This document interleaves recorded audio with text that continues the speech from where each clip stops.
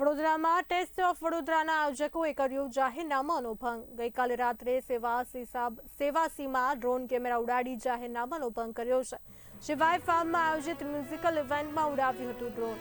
ભારત પાકિસ્તાન તણાવ સમયથી ડ્રોન ઉપર છે પ્રતિબંધ।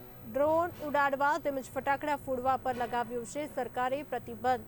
જાણીતા સિંગરની મ્યુઝિકલ ઇવેન્ટમાં ડ્રોન કેમેરા ઉડાવ્યો।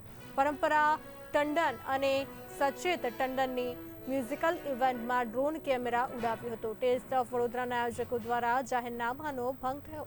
શું જિલ્લા પોલીસ જાહેરનામા ભંગનો ગુનો નોંધશે તે પ્રશ્ન ઉઠ્યા છે।